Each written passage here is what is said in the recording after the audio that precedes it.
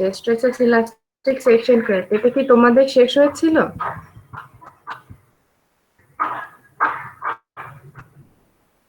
এই এক্সাম্পলটা আমরা করেছিলাম।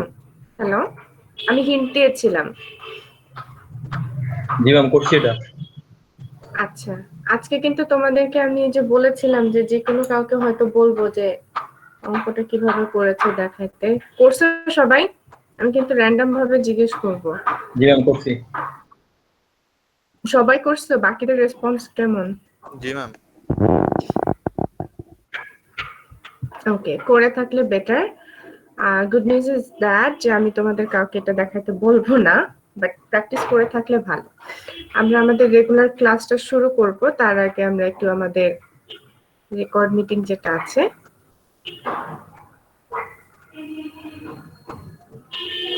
অন করছি। আর তোমাদের অ্যাটেন্ডেন্স যেটা আছে ওটা আমি ক্লাসের শেষে নিব। সিয়ার আমাকে একবার একটু মনে করিয়ে দিও।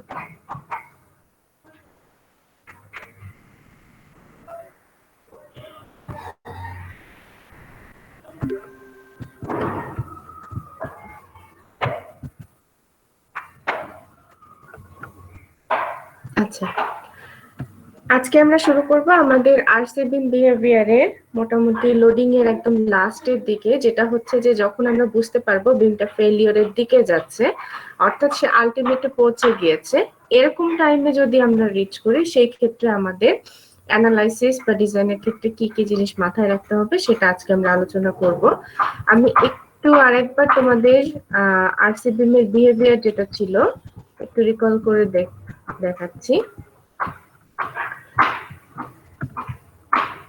প্রথমে এখানে যেটা ছিল যে সবকিছু ইলাস্টিক লিমিটের মধ্যে, ইলাস্টিক রেঞ্জে, এবং আমাদের যে বিমটা ছিল সেটা কোনো ধরনের কোনো টেনশন ক্র্যাক না থাকা অবস্থায় স্ট্রেস ডিস্ট্রিবিউশন কেমন হয় এই পুরাটার আমরা একটা অ্যানালাইসিস প্রসেস দেখেছিলাম। তারপরে সেকেন্ড যে পার্টটা আমরা লাস্ট ক্লাসে দেখেছিলাম সেটা হচ্ছে যদি বটম জোনে বা টেনশন জোনে অলরেডি টেনশন ক্র্যাক ফর্ম করে থাকে সেই ক্ষেত্রে স্ট্রেসের ডিস্ট্রিবিউশনটা আরসিবিএম এ কেমন হবে, এবং এই স্টেজে তুমি কিভাবে ইলাস্টিক রেঞ্জে ক্র্যাক সেকশনে কিভাবে অ্যানালাইসিসটা করবা সেটা আলোচনা অলরেডি হয়েছে। লাস্ট যে স্টেজটার কথা আমি বলেছিলাম সেখানে দেখতে পাচ্ছি যে আমাদের কংক্রিটের এই যে স্ট্রেস ডিস্ট্রিবিউশনটা এটা যেহেতু লিনিয়ার নেই, তার মানে আমাদের মেম্বারটা কোথায় চলে গিয়েছে? ইনইলাস্টিক রেঞ্জে চলে গিয়েছে। এখন ইনইলাস্টিক রেঞ্জে কেন যাচ্ছে? কারণ তোমরা যদি এই গ্রাফটা একটু খেয়াল করে দেখো যে যখনই half of a prime C কে ক্রস করে যাচ্ছে কংক্রিটের স্ট্রেসটা, তখনই সেটা কার্ভের মতো হয়ে যাচ্ছে, এবং কার্ভের মতো হয়ে যাওয়া মানে সে কোন রেঞ্জে চলে যাচ্ছে? হ্যালো, ইনইলাস্টিক রেঞ্জে চলে যাচ্ছে। এবং ইনইলাস্টিক রেঞ্জে যখনই যাবে একটা পর্যায়ে দেখো আস্তে আস্তে স্ট্রেস বাড়তেছে বাড়তেছে, বাড়ার পরে একটা পর্যায়ে গিয়ে সে তার ম্যাক্সিমাম যে ক্যাপাসিটি ছিল সেটাতে রিচ করবে বা আলটিমেটলি পৌঁছে যাবে, এবং পরবর্তীতে সে কি করবে? ক্র্যাক করবে। স্টিলের ক্ষেত্রে ইল্ডিং হবে, আর কংক্রিটের ক্ষেত্রে কি হবে? হ্যালো, ক্র্যাক হবে। ক্র্যাক হবে। তাহলে আমাদের আরসিবি এ ফেলিওর যেটা আছে, যদি আমি আলটিমেটে একবার চলে যাই এরপরে ফেলিওরটা আমাদের স্টিল ইল্ডিং এর মাধ্যমেও হতে পারে, অথবা কি হতে পারে? কংক্রিট ক্র্যাশিং এর মাধ্যমেও হতে পারে। দুইটা একই সাথে অকার করবে এটা হয় না, বাট আমাদের ক্যালকুলেশনের সুবিধার্থে আমরা সেই ইমাজিনারি স্টেটটাও ধরে নিব। সেটা আমরা দেখবো আজকে যে এই ইনইলাস্টিক রেঞ্জে যখন আমাদের মেম্বারটা চলে যাচ্ছে, অর্থাৎ কংক্রিটে যে স্ট্রেসটা থাকতেছে হাফ অফ এপ্রাইমসি থেকে বেশি, এবং ফেলিওরের ইমিডিয়েট আগে যদি দেখি তখনই হচ্ছে ওই মেম্বারটাই কি থাকতেছে, তার স্ট্রেস যেটা আসতেছে এবং সে যেটা নিচ্ছে সেটার কোন ভ্যালুটা থাকতেছে? ম্যাক্সিমাম ভ্যালুটা।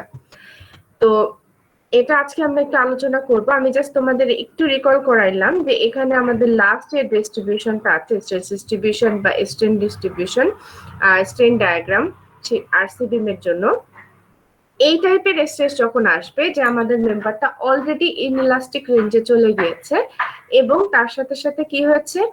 আমাদের যেই স্ট্রেন যেটা ছিল সেখানে হয়তো বা স্টিলের ইল্ডিং অকার করেছে, অথবা আমাদের কংক্রিট যেটা আছে সেটা পুরো সেকশনটাই ক্র্যাক করে গিয়েছে, অর্থাৎ মেম্বারটা ফেল করছে। তো এরকম ফেলিওরের ইমিডিয়েট আগের স্টেজ যেটা সেই পর্যন্ত গেলে, ফেল করে গেলে তো তখন আর আমাদের কোনো স্ট্রেস সিস্টেম ক্যালকুলেশনের নেসেসিটি নেই, বাট ফেল হয়ে যাবে একটু পরে, এরকম অবস্থায় এরকম একটা স্টেটে আমরা কিভাবে অ্যানালাইসিসটা করব, বা যদি আমরা দেখি যে আমাদের একটা মেম্বারকে আমি পুরা ভালোভাবে প্রেডিক্ট করতে যাচ্ছি, তাহলে তো শুধুমাত্র যে আমি এই ইলাস্টিক রেঞ্জ পর্যন্ত তার ক্যাপাসিটি আনবো সেটা না, অবশ্যই ইনইলাস্টিক রেঞ্জেও সে কতদূর পর্যন্ত স্ট্রেস নিতে পারবে সেটা আমাকে প্রেডিক্ট করে দিতে হবে if I want to predict my structure clearly. ঠিক আছে, তো অর মোর প্রেসাইজলি, তো সেই জন্য আমরা এখন যেটা দেখবো যে এই ফাইনাল স্টেজে আমাদের আরসি বিমের বিহেভিয়ারটা কেমন থাকে, এবং এই বিমের বিহেভিয়ারের জন্য নেসেসারি যেসব ইকুয়েশন ফর্মুলেশন আছে সেগুলো আজকে আমরা দেখবো।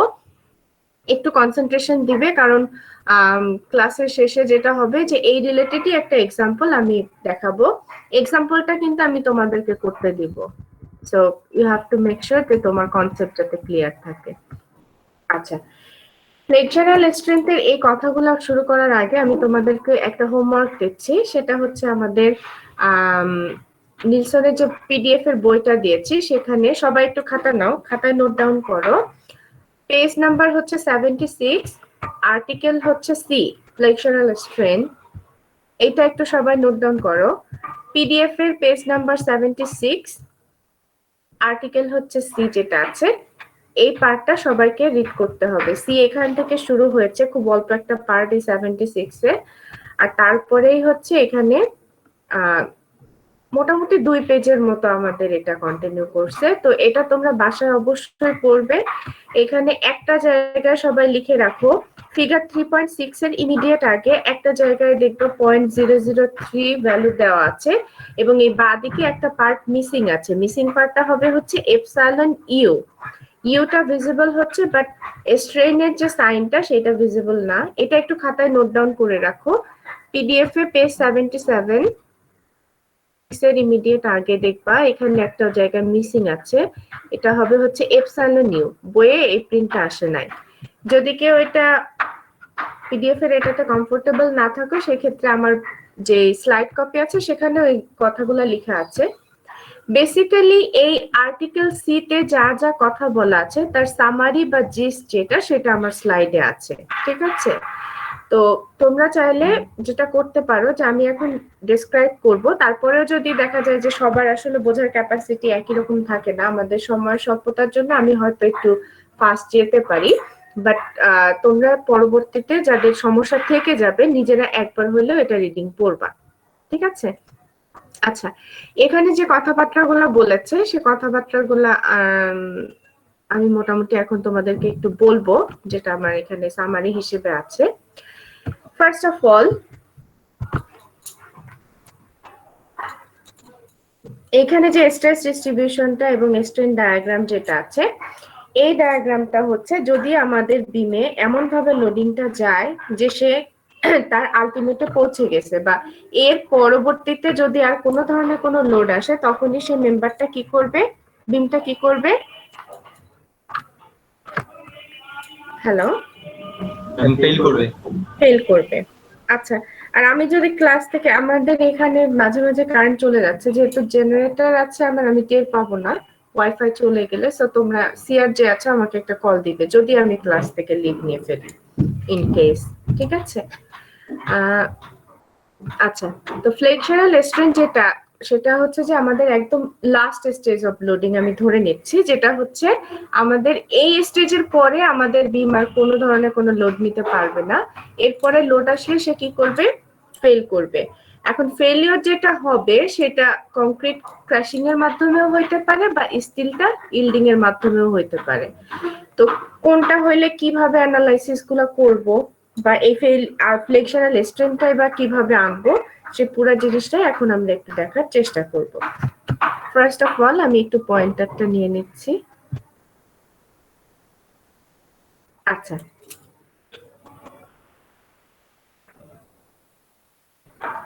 স্ট্রেন ডিস্ট্রিবিউশন এখানে যেটা দেখতে পাচ্ছি আমরা, কংক্রিটের জন্য এপসাইলন ইউ আর স্টিলের জন্য এপসাইলন এস। এপসাইলন ইউ যেটা আছে এটার জন্য এই ফ্লেক্সারাল স্ট্রেংথের ক্ষেত্রে বা যখন আমাদের মেম্বারটা ইনইলাস্টিক রেঞ্জে চলে গিয়েছে এবং ক্র্যাকড অবস্থা তো ছিলই, বটমে টেনশন জোনে ক্র্যাক ছিল, কিন্তু ইনইলাস্টিক রেঞ্জে যখন চলে যাবে এবং তার ম্যাক্সিমাম ক্যাপাসিটিতে যখন রিচ করে যাবে, তখন কংক্রিটে ম্যাক্সিমাম যে স্ট্রেনটা নিতে পারবে সেটাকে আমরা রেফার করতেছি অ্যাজ এপসাইলন ইউ বা আলটিমেট স্ট্রেন অফ কংক্রিট। আর বটমে আমরা যেটা দেখতে পাচ্ছি সেটা হচ্ছে এপসাইলন এস। এটা কি? স্টিলের স্ট্রেন যে থাকতেছে সেটা, এবং স্ট্রেন সমান কত? Stress by Young's modulus of elasticity.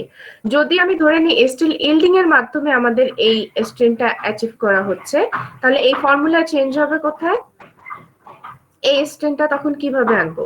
যদি স্টিল ইল্ডিং এর মাধ্যমে আমাদের ফেলিং এর দিকে যাইতে থাকে, তাহলে এই ফর্মুলার কোথায় চেঞ্জ হবে? এফএস টা কি হয়ে যাবে?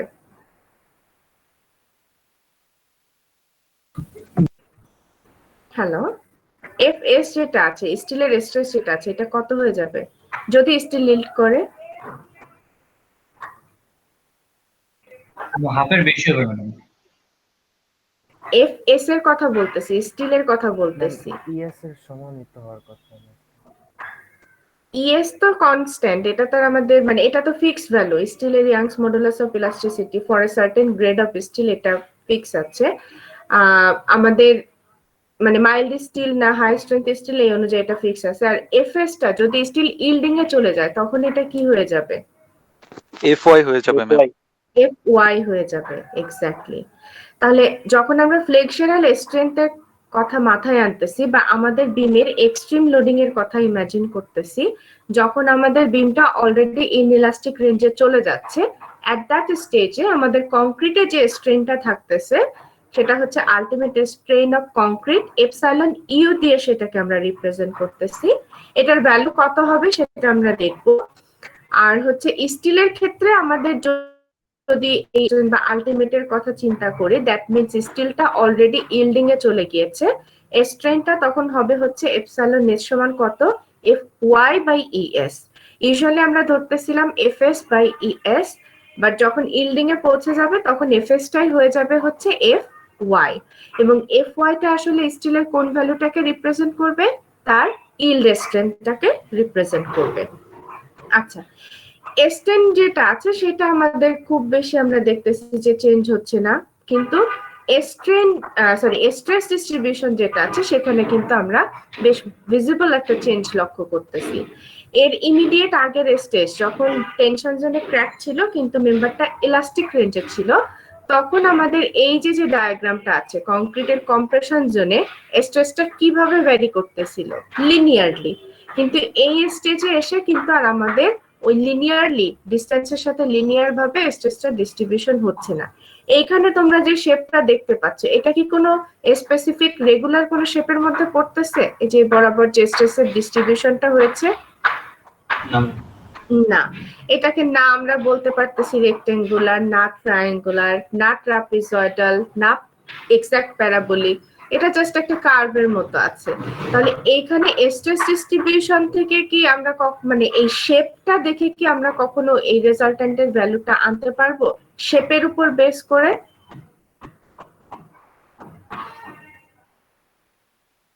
হ্যালো, না। আর যদিও বা এটা পসিবল হয় যে আমরা এই কার্ভের জন্য ইকুয়েশন আনলাম তারপরে সেটা সলভ করলাম, that will be too long এবং time consuming. So flexural strength of beam যখন আমরা আনতেছি তখন আমাদের একটা জিনিস মাথায় রাখতে হবে, কংক্রিটের স্ট্রেস যখন আমরা বের করব বা কংক্রিটের এখানে কতটুকু স্ট্রেস আসতেছে সেটা যদি আমি ক্যালকুলেশন করতে চাই, এই যে এখান থেকে এটুকু কত আসতেছে, আবার ভ্যারিয়েশনটাও দেখো এই জায়গাটায় এতখানি, আবার মিডলের দিকে আরেকটু বেশি, আবার স্টার্টিং এর দিকে একদম কম। সো এখানে কিন্তু কোনো জায়গায় ইউনিফর্ম ভাবে স্ট্রেসটা ডিস্ট্রিবিউটেড না। সো কংক্রিটে ফ্লেক্সারাল স্ট্রেন্থ যেটা ফ্লেক্সারাল স্ট্রেন্থের স্টেজে বা হচ্ছে আলটিমেটে যখন আমরা যাচ্ছি, স্ট্রেস যেটা থাকতেছে সেটাকে আমরা ফিক্স কোনো স্ট্রেস ধরবো না, অ্যাভারেজ একটা ভ্যালু ধরতে হবে এফ এবি। কারণ স্ট্রেসের ডিস্ট্রিবিউশনটা কি এক এক জায়গায় এক এক রকম। তো আমরা যেটা করব অন এভারেজ একটা ভ্যালু এখানে অ্যাজিউম করে নিব, এবং অ্যাজিউম করব বলতে সেটা আমরা ক্যালকুলেশনের প্রসেসও দেখব যে ক্যালকুলেশনটা কিভাবে করা যাবে।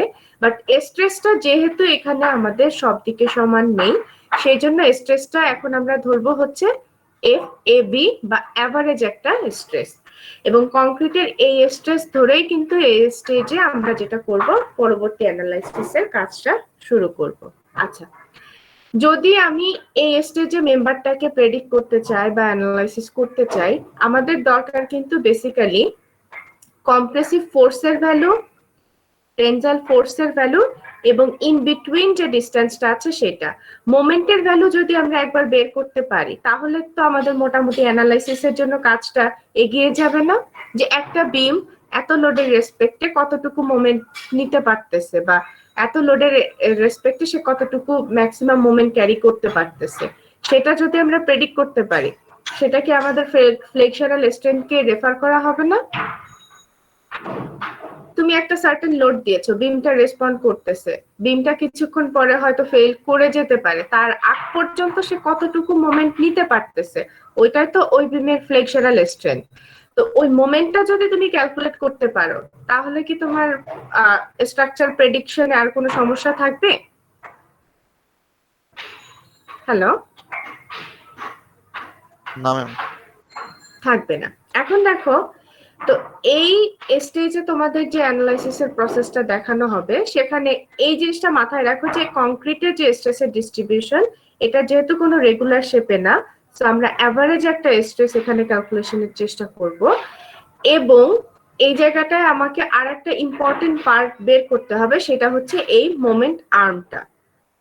এখন মোমেন্ট আর্ম যদি আনতে চাই, টি এর লোকেশনটা আমাদের মোটামুটি ফিক্স থাকবে, যে স্টিলের লোকেশনটা সিজিএসটা কোথায় সেটা ফিক্স আছে, কিন্তু এই টাইপের একটা শেপে সি এর ভ্যালু বা কম্প্রেসিভ ফোর্সের লোকেশনটা কোথায় আছে সেটা কি আমরা কোনো মানে এক্সাক্ট ফর্মুলা থেকে আনতে পারবো এখানে?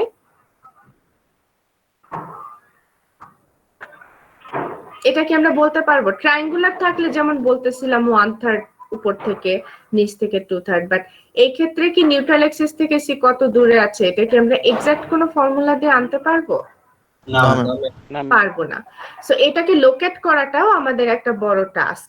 একটা হচ্ছে তাহলে যদি আমি ক্যাপাসিটি আনতে চাই, আমার তো ফোর্সের ভ্যালু লাগবে আর হচ্ছে মোমেন্ট আর্ম লাগবে। আর মোমেন্ট আর্ম যদি আনতে চাই তাহলে আমাকে আগে সি কে লোকেট করতে হবে, যে এই কম্প্রেসিভ ফোর্সটা আসলে কত ডিসটেন্সে আছে। তাহলে কম্প্রেসিভ ফোর্সের ভ্যালুটা বের করব, প্লাস হচ্ছে সে কোথায় আছে, এই স্ট্রেস ডিস্ট্রিবিউশন যেটা আছে এই ডিস্ট্রিবিউশনের কোন জায়গাটায় আসলে রেজাল্টেন্টটা কাজ করতেছে সেই ডিসটেন্সটা আনবো। এই দুইটা জিনিস যদি থাকে তাহলে আমরা এখান থেকে মোমেন্ট আনতে পারবো না, নমিনাল ক্যাপাসিটি যেটা সেটা আনতে পারবো না, কারণ তখন ফোর্সের ভ্যালু হাতে থাকবে, ডিসটেন্স যেটা আছে সেটার ভ্যালুও হাতে থাকবে। তো তখন কি আমরা মোমেন্ট আনতে পারবো? জি ম্যাম। তখন আমরা মোমেন্টটাকে আনতে পারবো। আচ্ছা, তো এইভাবে এখন আমরা যেটা করব যে আমাদের টার্গেটটা ফিক্স করলাম যে আমাদের এই স্টেজে আমাদের কি কি বের করতে হবে। তো ফার্স্টে আমরা চলে যাচ্ছি, যদি আমি কম্প্রেসিভ স্ট্রেস কম্প্রেসিভ ফোর্সের কথা বলি, কম্প্রেসিভ ফোর্সটা যদি আনতে চাই তাহলে কি হবে? তোমাদের এই বিমটার জন্য সেকশন যেটা ছিল মনে আছে তো? বিমের সেকশনটা কেমন ছিল? Rectangular section. এদিকে আমি একটু বেশি জুম করা ছবির জন্য বেশি লম্বা হয়ে যাচ্ছে। এখানে এরকম ভাবে ধরো আমাদের স্টিল আছে, বিমটার উইডথটা কত ধরেছিলাম? ম্যাম 10 10 না, আমি এক্সাম্পলের কথা বলতেছি না, আমাদের ফর্মুলার জেনারেশনের জন্য এটা ছিল বি। আচ্ছা, আমি একটা কাজ করি, আমি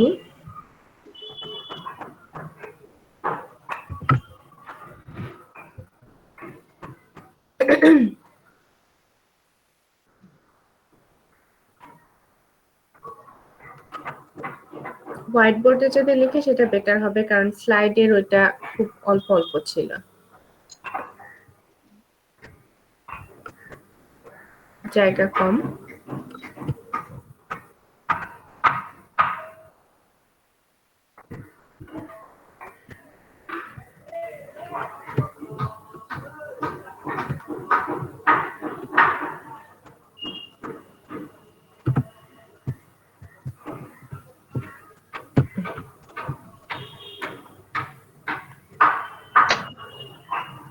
আচ্ছা, বিমটার যে সেকশনটা ছিল, ক্রস সেকশন যেটা ছিল, আমি এই পাশে এঁকে দিচ্ছি, যেটা ধরে আমরা এর আগে আরো দুইটা স্টেজ করেছিলাম, যে আনক্র্যাকড ইলাস্টিক আর একটা হচ্ছে ক্র্যাকড ইলাস্টিক, আর এখন হচ্ছে ফ্লেক্সুরাল স্ট্রিং বা আলটিমেটের আমরা যাচ্ছি।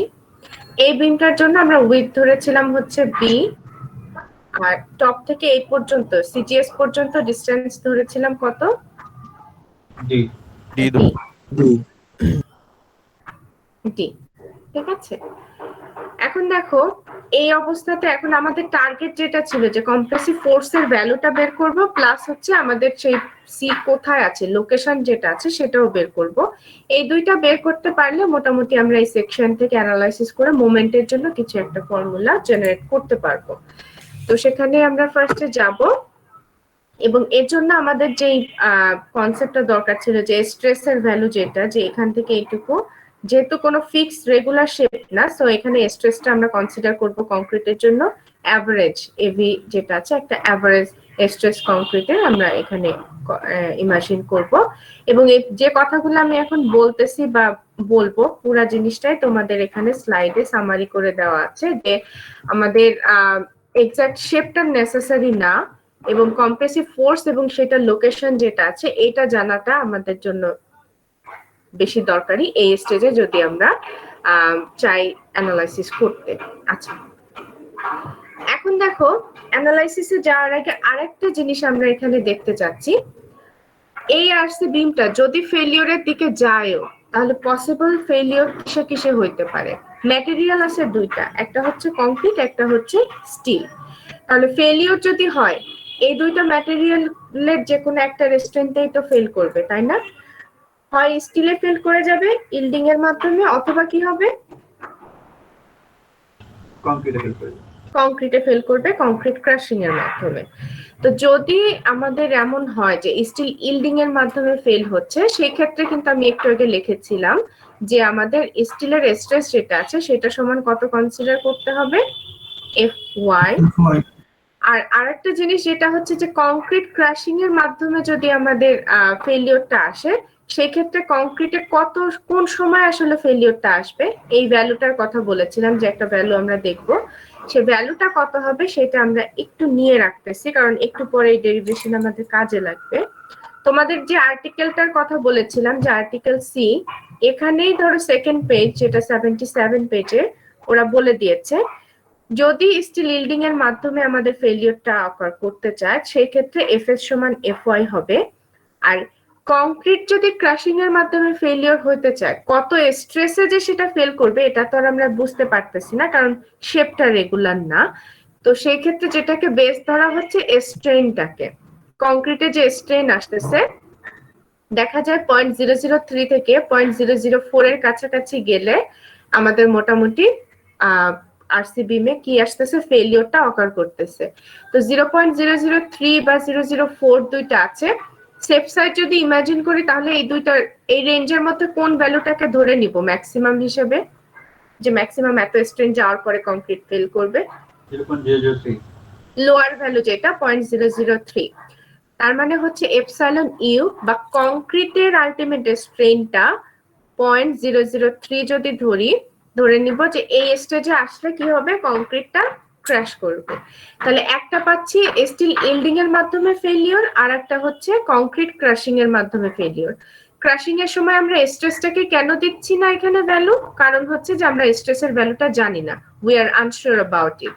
এখানে কোনো রেগুলার যেহেতু শেপ নেই, সেহেতু আমরা এখানে প্রেডিক্ট করতে পারতেছি না যে এক্সাক্ট কত স্ট্রেস নেওয়ার পরে কংক্রিটটা ফেল করবে, বাট আমরা মোটামুটি স্ট্রেনটাকে ফিক্স করতে পারতেছি 0.003 থেকে 0.004 এর মধ্যে গেলে আমাদের কংক্রিটটা ফেল করে। এবং এই রেঞ্জ থেকে আমরা কোন ভ্যালুটাকে ম্যাক্সিমাম হিসেবে ধরে নিচ্ছি, লোয়ার ভ্যালুটা 0.003। তোমাদের আমি যে গ্রাফটা দেখিয়েছিলাম এর আগে, গ্রাফেও গেলেও তোমরা একই ভ্যালু পাবে। এই যে এখানে যদি খেয়াল করে দেখো, একটু জুম করে দেখাচ্ছি, বি আর সি হচ্ছে কংক্রিটের কার্ভ, এবং সেটাই যে স্ট্রেন ভ্যালু 0.003 যখন আসতেছে তখন সে কি করেছে, অলরেডি ফেল করে গিয়েছে। তো এই স্ট্রেনটা আবার কিছু কিছু কংক্রিটের জন্য 0.004 পর্যন্তও যেতে পারে। তো আমরা সেফ সাইড হিসেবে ধরে নিচ্ছি 0.003 তে আসলে কংক্রিটটা কি করে যাচ্ছে, ফেল করে যাচ্ছে।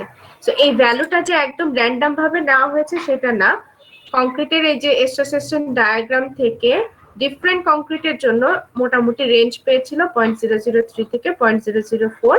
আমরা 0.003টাকেই কনসিডার করতেছি কংক্রিটের আলটিমেট স্ট্রেন যেটা নেওয়ার ক্যাপাসিটি সেটা হিসাবে। আচ্ছা, সাইডে আমরা আবার চলে যাচ্ছি যেখানে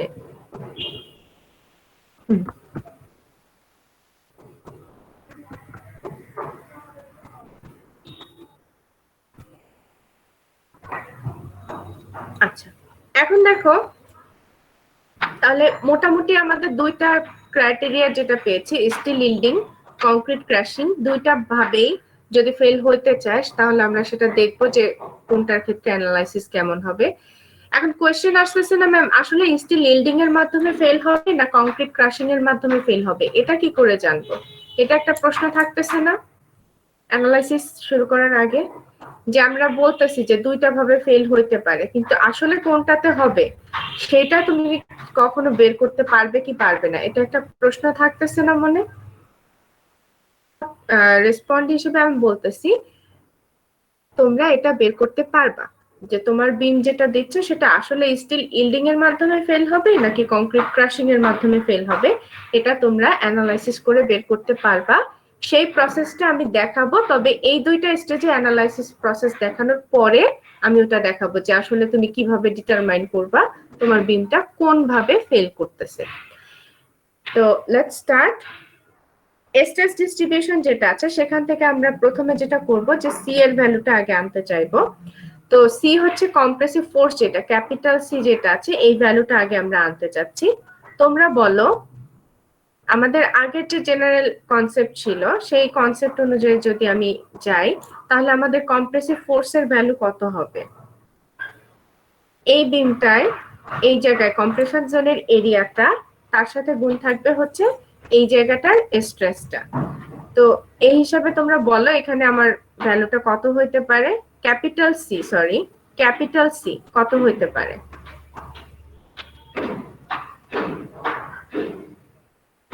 তোমরা আছো? হ্যালো,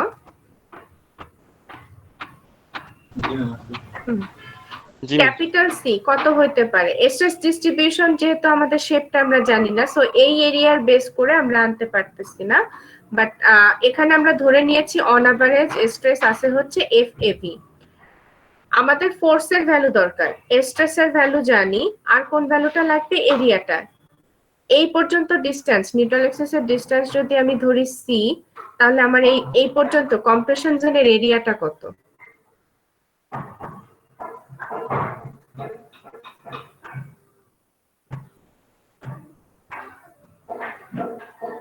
এরিয়াটা কত?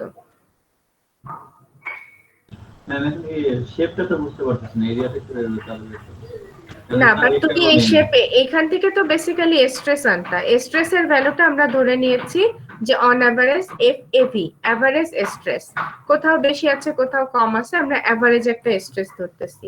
স্ট্রেসের সাথে কত গুণ থাকবে? F average B minus C. B into C. B into C. B into C, exactly. আমি নিউট্রাল এক্সিসের ডিসটেন্স যেটা আছে এটাকে যদি ছোট সি দেই, এটা হবে ছোট সি। আচ্ছা, এটা অনেক বড় এসেছে, সো এই রেড কালারটা করে দিয়েছি যাতে তোমরা বুঝতে পারো যে এটা কোন ডিসটেন্সটা। তাহলে এই কম্প্রেশন জোনে যে এরিয়াটা আছে এরিয়াকে আমি গুণ দিলাম হচ্ছে এই স্ট্রেস ডিস্ট্রিবিউশনে যে স্ট্রেসটা আছে সেই স্ট্রেস দিয়ে। এই স্ট্রেসটা কিন্তু আমরা এখনো কোনো ফিক্সড ভ্যালু জানি না যে এটা কিভাবে আনবো, ঠিক আছে? এখন দেখি যে সেটা কিভাবে আনা যায়। তো তাহলে আমাদের টোটাল কম্প্রেসিভ ফোর্সের ভ্যালু পেয়েছি, এভারেজ স্ট্রেস যেটা কংক্রিটের আছে সেটা টাইমস হচ্ছে কম্প্রেশন জোনের এরিয়াটা। এখন এফএভি যেটা আছে, যেহেতু আমরা বলেছি যে এটা কতটুকু হবে সেটার কোনো ফিক্সড ভ্যালু আমরা জানি না, বাট এইটাকে আমরা একটা কাজ করতে পারি, এই কংক্রিটের যে স্ট্রেসটা আসতেছে সেটাকে আমরা আমাদের কংক্রিটের যে সিলিন্ডার স্ট্রেংথ যেটা আছে তার সাথে রিলেট করতে পারি। We can relate it with F prime C. কিভাবে? আমাদের এইখানে যতটুকু স্ট্রেস যাচ্ছে, যেহেতু ফ্লেক্সারাল স্ট্রেসের কথা বলতেছি বা আলটিমেট ক্যাপাসিটির কথা বলতেছি, আলটিমেট ক্যাপাসিটিতে আমাদের কংক্রিটের সিলিন্ডার স্ট্রেস যতটুকু ছিল তার একদম সমান সমান কি এখানে আমাদের স্ট্রেস থাকবে, নাকি ইমিডিয়েট আগের স্ট্রেস থাকবে, নাকি তাকে ক্রস করে যাবে?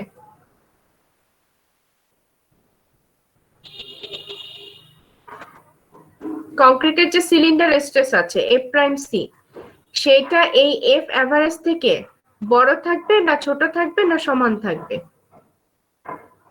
সমান থাকবে। সমান কি থাকবে? তুমি কিন্তু এখানে ক্যাপাসিটি প্রেডিক্ট করতেছো, এফ প্রাইম ছোট সিতে থাকবে, চলে হ্যাঁ। গেলে তো সে ক্র্যাশ করেই যাচ্ছে। সো এখানে এফ এভি যেটা আছে সেটা কিন্তু অবশ্যই এফ প্রাইম সি থেকে কিছুটা হলেও কি থাকবে? কম থাকবে। কম থাকবে। এখন কতটুকু কম থাকবে সেই ভ্যালুটা আমরা জানি না, তো ওই ভ্যালুটাকে আমরা ধরে নিচ্ছি যে এফ প্রাইম সি এর আলফা ভাগ হচ্ছে আমাদের এখানে এই এফ এভারেজ যেটা আছে সেটা কাজ করবে। ঠিক আছে, তাহলে সেটা যদি হয় আলফা অংশ, তাহলে এফ এভি সমান আমি ধরে নিচ্ছি এফ প্রাইম সি এর কত অংশ? এটা আলফা অংশ। এখন আলফা তাহলে কত হবে? F AV by F prime C. এই পার্ট পর্যন্ত সবাই বুঝতে পারছো কিনা আমাকে একটু বলো। এইখানে যে এভারেজ স্ট্রেসটা আছে সেটা আমাদের এফ প্রাইম সি যেটা আছে সেটারই একটা সার্টেন পার্ট হবে, তাই না? বা তার সমান পর্যন্ত হতে পারে, বান্ন হতে পারে, কিন্তু এটা কতটুকু হবে সেটা কিন্তু আমরা জানি না, তাই না? যে কত শতাংশ আসলে এখানে কাজ করতেছে। তো এভারেজ যেটা আছে সেটা এফ প্রাইম সি এর কত ভাগ আমরা ধরে নিলাম? আলফা ভাগ।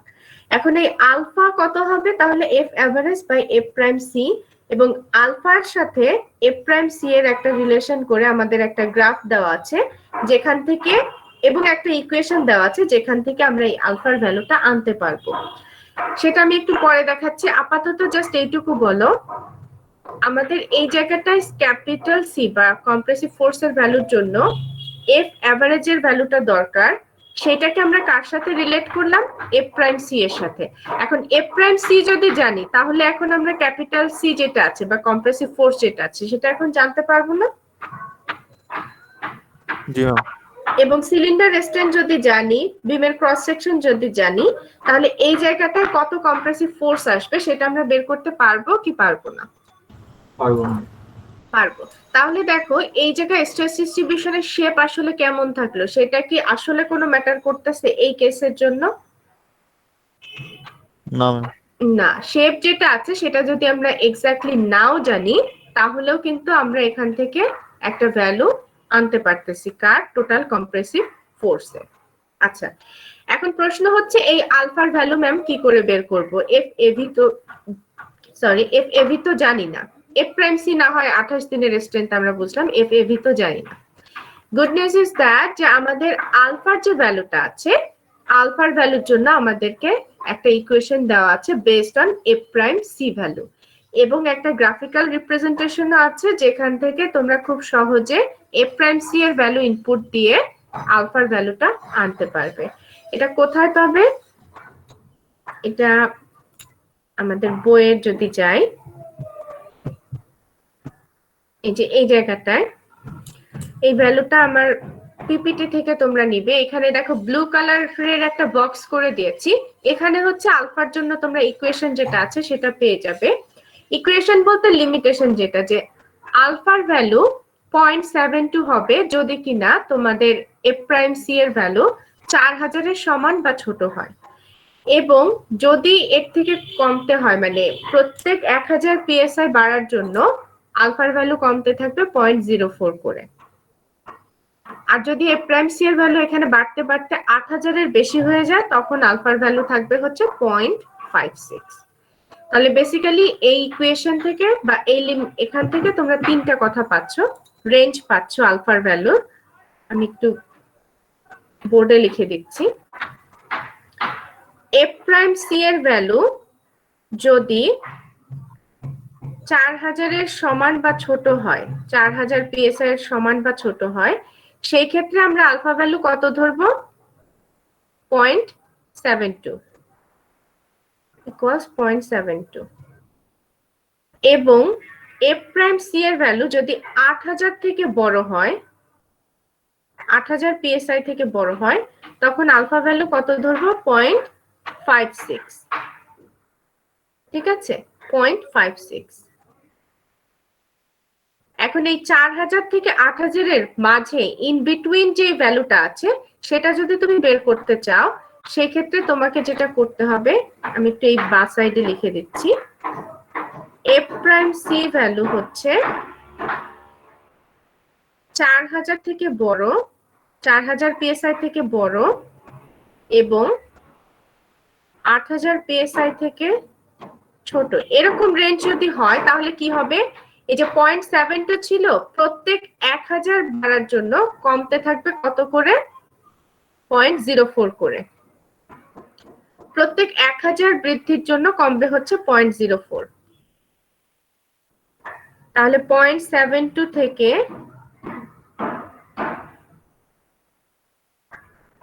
from 0.72 decrease 0.04 for 1000 psi increase।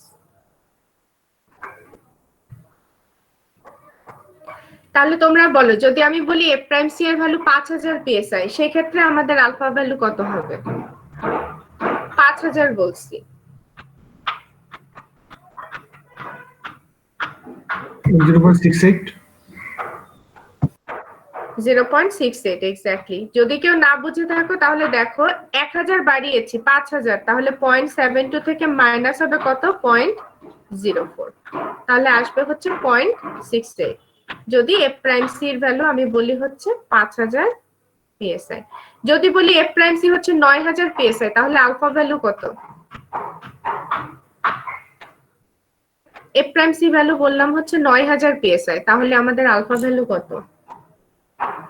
0.56 0.56। 10000 বললাম তাহলেও 0.56। আর f প্রাইম c এর ভ্যালু বললাম 3500 psi, তখন আমাদের আলফা ভ্যালু কত হবে? 0.72।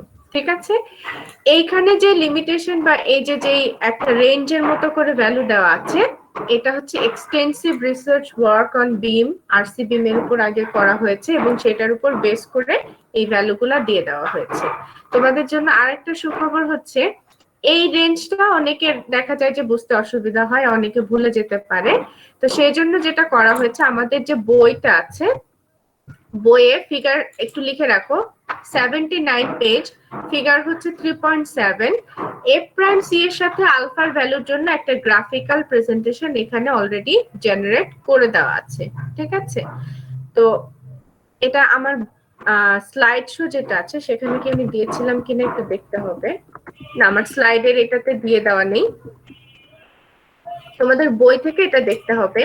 এই গ্রাফে তোমরা দেখতে পাচ্ছ f প্রাইম c এর ভ্যালু তুমি 2000, 4000, 6000, 8000, 10000 এরকম করে যখন আছে, সেই ক্ষেত্রে আলফার ভ্যালুর জন্য একটা গ্রাফ দেখতে পাচ্ছ এবং এই গ্রাফ থেকে তুমি খুব সহজেই কি করতে পারবা? আলফার ভ্যালুটা আনতে পারবা। তোমাকে ইনপুট দিতে হবে কোন ভ্যালুটা? জাস্ট এই নিচের f প্রাইম c ভ্যালুটা। তুমি যে কোনো একটা f প্রাইম c ধরো, 6000 ধরো, 6000 এই যে এখান থেকে আছে, 6000 থেকে উপরের দিকে যাবে, গিয়ে কোন দিকে যাব? ডাইরেক্ট বাঁ দিকে যাব। বাঁ দিকে গেলে আমি কিসের ভ্যালু পেয়ে যাব?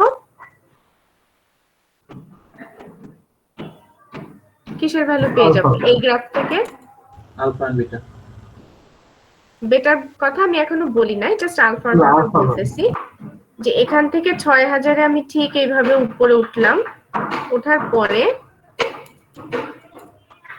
এখান থেকে জাস্ট বাঁ দিকে আমি চলে গেলাম। বাঁ দিকে চলে গেলে আমি ডাইরেক্টলি কিসের ভ্যালু পেয়ে যাচ্ছি? আলফার ভ্যালু। আলফার ভ্যালুটা এখানে দেখে অ্যাপ্রক্সিমেটলি কত মনে হচ্ছে? 0.65 65 বা 64 এরকম মনে হচ্ছে। তো তোমরা যদি ইকুয়েশনের মানে রেঞ্জের যে লিমিটেশনটা দিয়েছিলাম সেটাও যদি ফোকাস করো, তাহলে দেখবা 6000 এর জন্য এরকমই আসবে।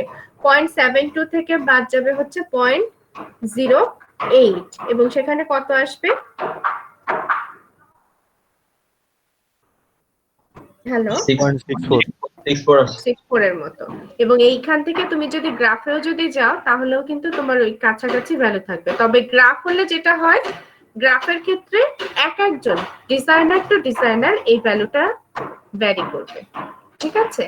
বাট তুমি যদি ওই রেঞ্জেরটার উপর বেস করো তখন তোমরা যে কয়জনই ক্যালকুলেশন করো না কেন রেজাল্ট সেম আসার কথা। বাট এখানে যেহেতু এস্টিমেশনে তুমি করতেছো, সো এই গ্রাফ থেকে রিড করলে এই ভুল হওয়ার সম্ভাবনা থাকে। ভুল না মানে দেখা যায় যে একদম অ্যাকুরেট ভ্যালুটা আসতেছে না, ঠিক আছে? আচ্ছা, তাহলে আলফার ভ্যালু দিয়ে আমরা কিন্তু কি আনতে পারবো? আলফা এবং এফ প্রাইম সি এর ভ্যালু দিয়ে এফ এভারেজ যেটা আছে সেটা আনতে পারবো। আর এফ এভারেজ ভ্যালু পেয়ে গেলে আমরা কোন ভ্যালুটা পেয়ে যাব? টোটাল সি এর ভ্যালু বা কম্প্রেসিভ ফোর্স এর ভ্যালু। আচ্ছা, এখানে যে ইকুয়েশনটা পেয়েছিলাম এভারেজ, এফ এভারেজ সমান হচ্ছে আলফা এফ প্রাইম সি, ওটাকে যদি আমি এখানে রিপ্লেস করে দিই আলফা এফ প্রাইম সি, তার সাথে গুণ থাকতেছে বিসি বিসি, তাহলে আমাদের টোটাল কম্প্রেসিভ ফোর্সের জন্য আমাদের যে টোটাল কম্প্রেসিভ ফোর্স সি এর জন্য যে ইকুয়েশনটা সেটা আমরা পেয়ে গেলাম যে alpha F prime C BC. এই ইকুয়েশন যেটা আমি বললাম এটা তোমাদের বইয়ের ইকুয়েশন হচ্ছে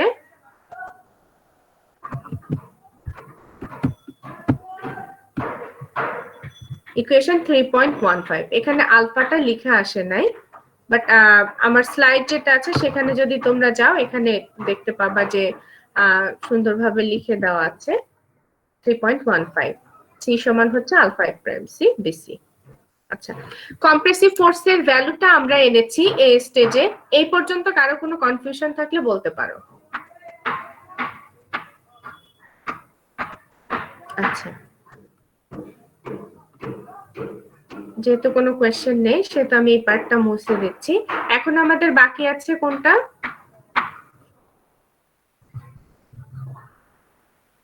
সি এর ভ্যালু পেয়েছি।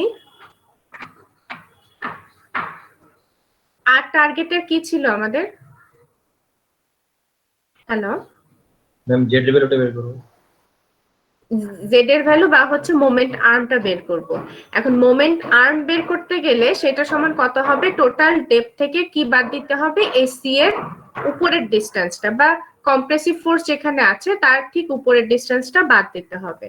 তো সেই জিনিসটাই এখন তাহলে আমাদের টার্গেটে আসতেছে যে এই ভ্যালুটা কি করে পাবো। আমাদের সিটা কত ভ্যালুটা পেয়েছে, কিন্তু সেটা আসলে কোন জায়গাটায় আছে এটা তো আর আমাদের যেহেতু কোনো রেগুলার শেপ না, মানে রেক্ট্যাঙ্গুলার বা ট্রায়াঙ্গুলার না, সো এটাকে আগে লোকেট করতে হবে।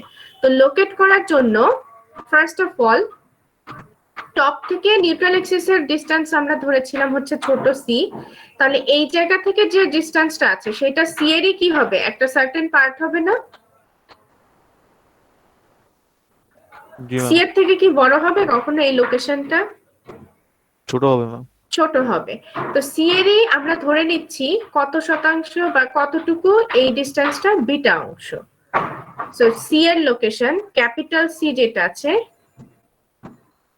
লোকেশন অ্যাট বিটা সি, বিটাটা কতটুকু ধরতে হবে সেটা আমরা দেখব। বাট বিটা সি ডিসটেন্সটা কি বুঝতে পারছো? ক্যাপিটাল সি যেটা আছে সেটা আমাদের টোটাল নিউট্রাল এক্সিসের ডিসটেন্স যেটা আছে তারই সার্টেন একটা পার্ট। কতটুকু পার্ট? বিটা পার্ট, ঠিক আছে?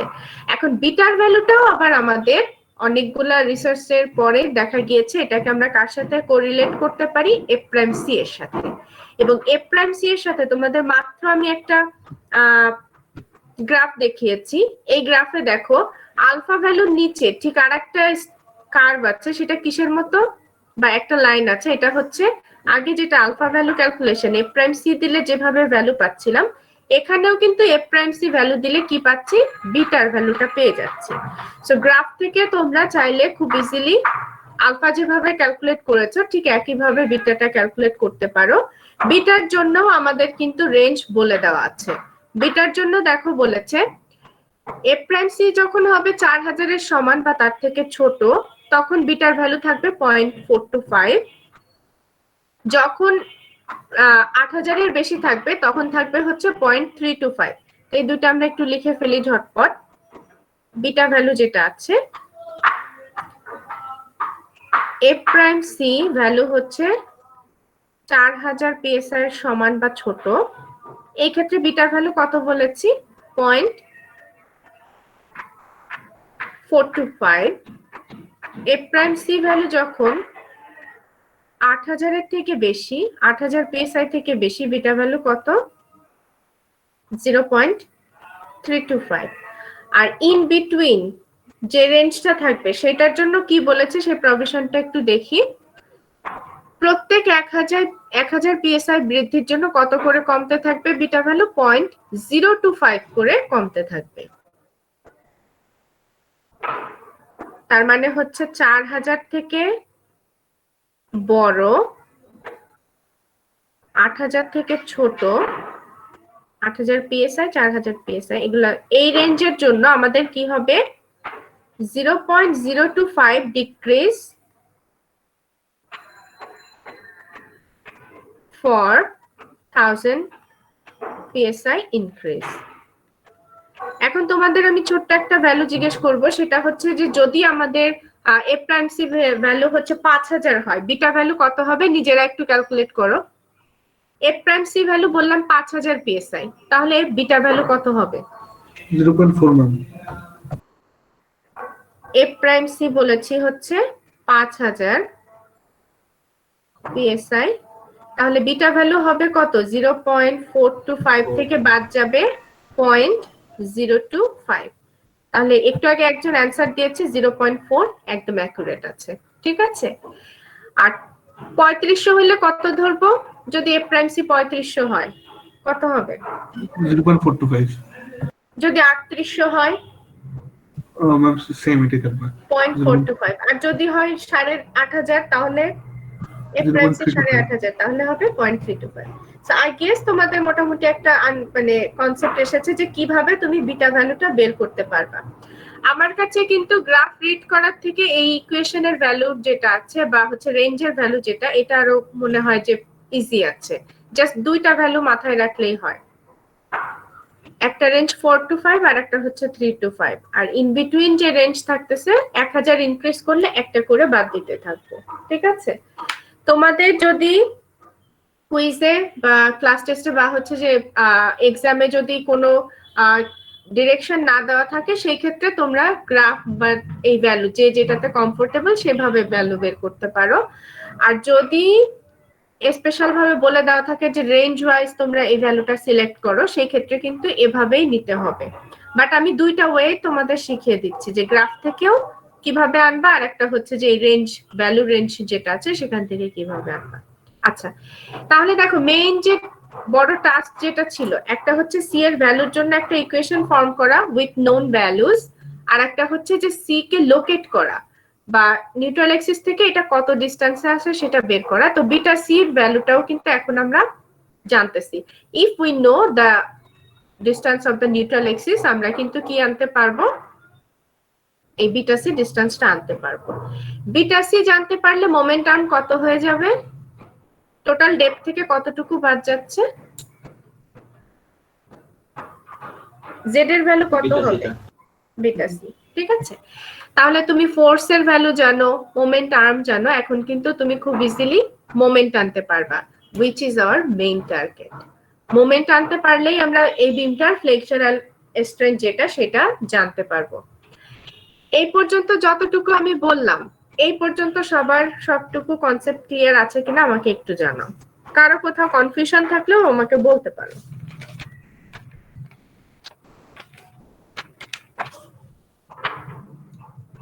হ্যালো, আচ্ছা, এখন দেখো তাহলে আমাদের মোটামুটি কম্প্রেসিভ ফোর্সের ভ্যালু এবং তার লোকেশন যেটা সেটা কিভাবে আনবো এই পর্যন্ত হয়ে গিয়েছে। এখন আমাদের ফ্লেক্সুরাল ক্যাপাসিটি যেটা আছে সেটা আমরা বের করার দিকে যেতে পারি। এবং ফ্লেক্সুরাল ক্যাপাসিটি বের করার জন্য তোমরা দেখতে পাচ্ছ যে এখানে মোমেন্টের ইকুয়েশন দেওয়া আছে। মোমেন্ট টেনসাইল ফোর্স নেই বা কম্প্রেসিভ ফোর্স নেই, দুইটার সাথেই জাস্ট জেড কে গুণ করলে আমি কি পেয়ে যাব? আমাদের যে মোমেন্ট আছে বা ফ্লেক্সুরাল ক্যাপাসিটি বিমটার যেটা আছে সেটা আমরা পাবো। তার আগে আমরা একটু যাচ্ছি এই জায়গাটায়। বিটা পর্যন্ত সবার ক্লিয়ার আছো কিনা একটু রেসপন্ড করো, যে ঠিক আছেন বা পরবর্তীতে যাই। জি ম্যাম, ঠিক আছে। আচ্ছা, এখন দেখো টোটাল যে সি এর ভ্যালুটা আমরা বের করেছি এবং টি এর ভ্যালু যেটা এএসএফএস, এরা দুইজন পরস্পর কি থাকবে, সমান থাকবে। কেন? যদি আমাদের মেম্বারটা ইকুইলিব্রিয়ামে থাকতে চায়, total compressive force, total টেনজাইল force দুইটাই কি থাকবে, সমান থাকবে। কম্প্রেসিভ ফোর্সের জন্য অলরেডি কিন্তু আমরা ভ্যালুটা এনে রেখেছি কত, alpha F prime C BC. আর টি এর ভ্যালু কত হবে, এএস এফএস। এটা তোমাদের বইয়ের ইকুয়েশন হচ্ছে 3.16। এটা একটু খাতায় লিখো এখন সবাই। এই ইকুয়েশনটা একটু খাতায় লিখো, আমি যেটা বক্স করে দিচ্ছি এখানে, এটা একটু খাতায় লিখো। Alpha F prime C BC সমান হবে হচ্ছে এএস এফএস। এটা কিসের উপর বেস করে পাচ্ছি, ইকুইলিব্রিয়ামের উপরে, যে কম্প্রেসিভ ফোর্স এবং টেনজাইল ফোর্স এরা পরস্পর সমান থাকবে। লেখা হয়েছে?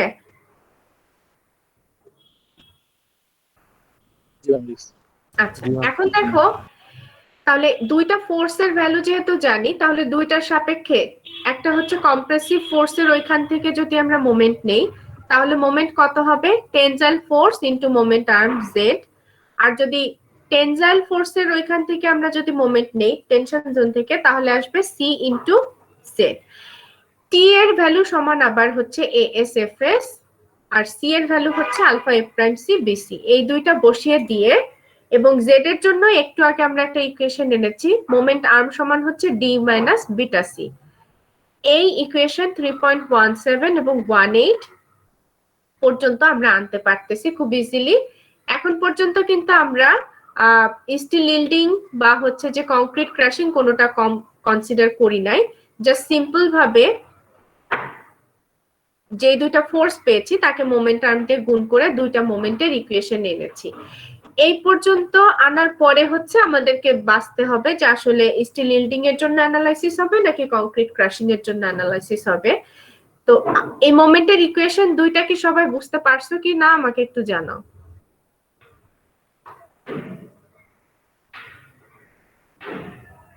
এই পর্যন্ত সবাই আসতে পারছো? হ্যালো,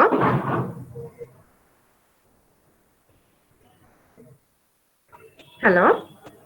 জি ম্যাম।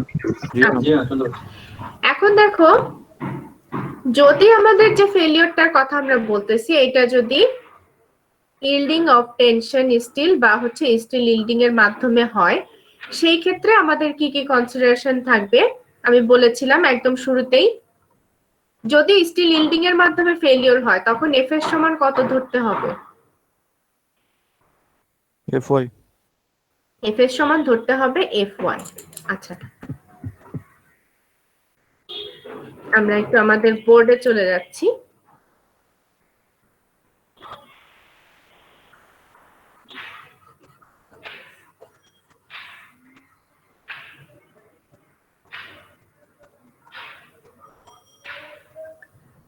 আমাদের টোটাল টি পেয়েছি এএস এফ ওয়াই,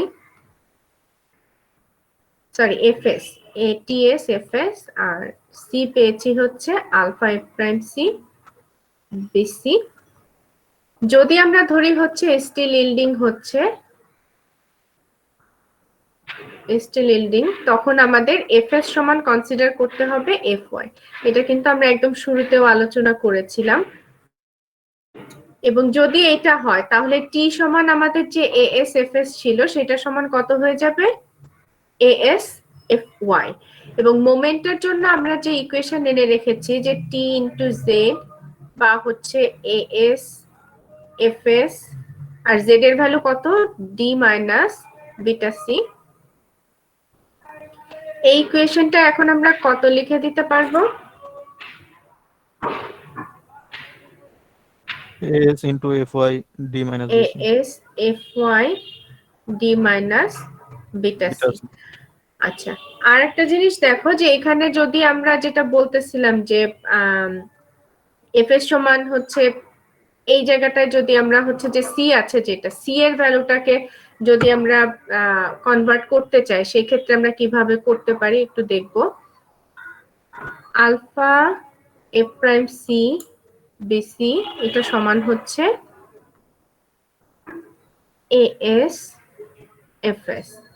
এখান থেকে শুধু ছোট সি যেটা, ছোট সি মানে হচ্ছে কোন ডিস্টেন্সটা, নিউট্রাল এক্সিসের ডিস্টেন্স যেটা আছে, নিউট্রাল এক্সিসের ডিস্টেন্সটাকে যদি জাস্ট বাঁদিকে রাখি তাহলে ইকুয়েশন কি আসবে, A S F S by alpha F prime C B. তো যখন আমরা বলতেছি এফ এস সমান এফ ওয়াই, তখন এই ছোট সি সমান কত হয়ে যাবে, ছোট সি সমান কত হবে এখানে, ASFY in divided নিচের টু। Exactly A S F Y by alpha F prime C B. তো এই যে সি এর যে ভ্যালুটা পেয়েছো, এই ভ্যালুটাকে যদি তোমরা, আমি একটু এদিকে দিয়ে দিই, এই ভ্যালুটাকে যদি এখানে বসিয়ে দাও তাহলে তোমরা এখান থেকে একটা ইকুয়েশন পাবে। কিসের ইকুয়েশন, মোমেন্টের জন্য একটা ইকুয়েশন পাবে। আমরা একটু দেখবো।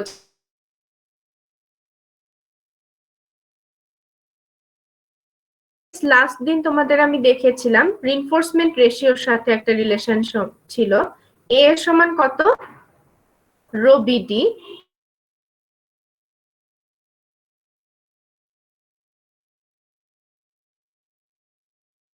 এস সমান রো বিডি, মনে আছে তো লাস্ট ক্লাসে পড়িয়েছিলাম, রো সমান কত, রো হচ্ছে এস বাই বিডি, তাহলে এ এস সমান হচ্ছে রো বিডি। তো সেটা এখানে একটু রিপ্লেস করে দিচ্ছি, rho BD F Y by alpha F prime C B. তাহলে এই বি আর এ বি কি হচ্ছে, কাটাকাটি চলে যাচ্ছে, তাহলে ফাইনালি থাকতেছে কত, rho D F Y by alpha F prime C. তাহলে সি এর জন্য আমরা দেখা যাচ্ছে যে ইন টার্মস অফ রো বা স্টিল রেশিও যেটা এবং আলফা দিয়ে একটা ইকুয়েশন পেয়েছি, এটাকে আমরা এখন ফাইনালি একবার এখানে বসিয়ে দিই, নাহলে আবার চেঞ্জ করতে হতো। তাহলে A S F Y D minus beta into কত হবে, রো কত, rho D F Y by alpha F prime C. তোমরা আছো, হ্যালো, জি ম্যাম। জি ম্যাম। আচ্ছা জি ম্যাম, আসছে ম্যাম। একটু মানে রেসপন্ড দিও, আদারওয়াইজ আমি কনফিউজ হয়ে যাব যে আছে কি নেই। আচ্ছা, আমি কিন্তু কিচ্ছু না, সিম্পল ভাবে জাস্ট এই ভ্যালুগুলা, ছোট সি যেটা নিউট্রাল এক্সিসের ডিসটেন্স যেটা, তার জন্য একটা ইকুয়েশন এনেছি, ইকুয়েশনটাকে জাস্ট এখানে রিপ্লেস করতেছি। সবাই একটু আমাকে বলো, এই দুইটা ইকুয়েশন থেকে মানে এই ভেতরের মধ্যে কোনটা, এই ডিটা আবার কমন আছে না,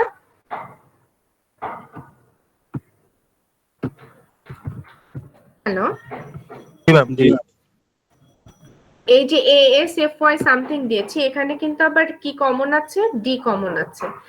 তাহলে আচ্ছা, আর এএস কে আমরা রো বিডি দিয়ে, রো বিডি দিয়ে রিপ্লেস করতেছি, যেটা তাহলে পুরো ইকুয়েশনে আর কি করতেছি। আর এখান থেকে আমি ডি কমন নিয়ে নিলাম, ডি কমন নিলে তাহলে ভেতরে কি থাকতেছে, 1 মাইনাস কি থাকতেছে, beta by alpha rho F Y by F prime C.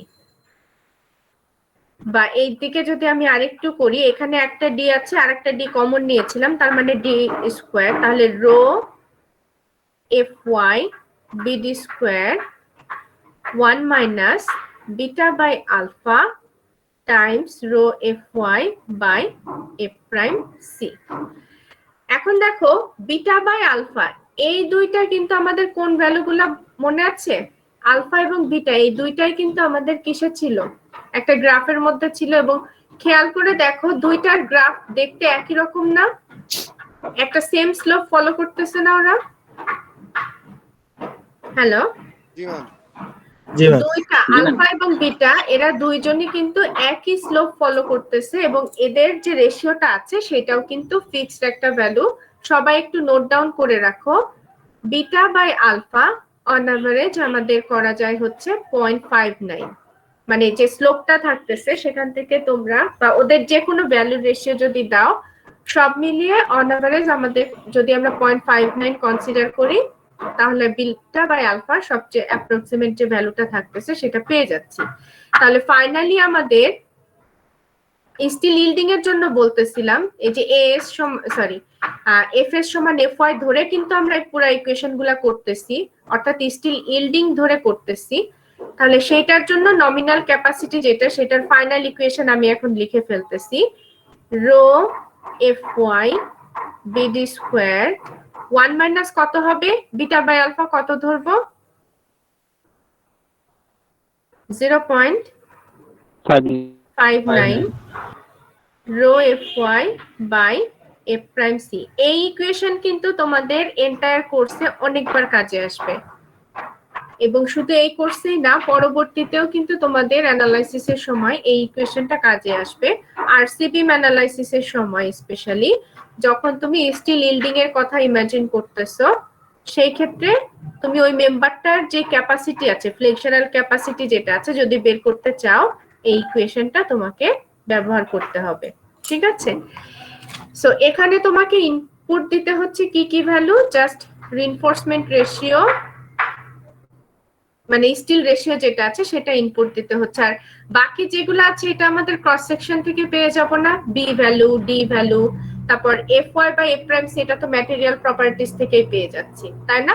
So কতটুকু স্টিল তুমি পার ইউনিট এরিয়াতে দিচ্ছ সেটা দিয়ে কিন্তু তুমি এই নমিনাল ক্যাপাসিটিটা বের করে ফেলতে পারতেছো।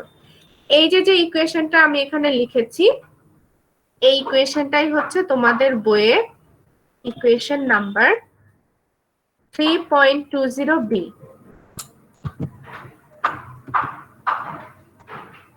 3.20b বইয়ে যেটা করছে খুব ডিরেক্টলি, মানে কিছু কিছু লাইন স্কিপ করে করে ডিরেক্টলি এই ভ্যালুগুলার মানে ফর্মুলাগুলো লিখেছে। আমি চাই তোমরা ফর্মুলা জেনারেট কিভাবে হচ্ছে যদি সেটা বুঝতে পারো। এখানে তো খুব কঠিন কাজ কি আমরা কিছু করছি? এতক্ষণ পর্যন্ত যা লিখছি খুব সিম্পল কনসেপ্ট, তোমাদের এর আগে যে কনসেপ্ট জানা আছে সেটার উপর বেস করেই কিন্তু আমরা এই ডেরিভেশন যেটা আছে সেটা করেছি।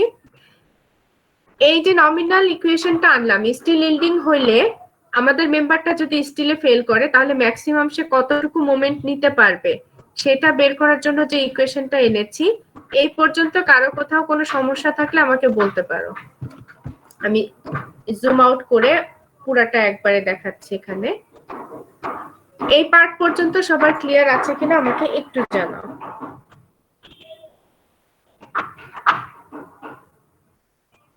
জি ম্যাম, ঠিক আছে। আচ্ছা, এখন দেখো এটা তো ছিল হচ্ছে এফ এর সমান এফ ওয়াই কনসিডার করেছি বা স্টিল ইল্ডিংটা কনসিডার করেছি। এমনও তো হতে পারে যে আমার মেম্বারটা আসলে স্টিল ইল্ডিং এ ফেল হলো না, কিসে হলো, কংক্রিট ক্রাশিং এর মাধ্যমে।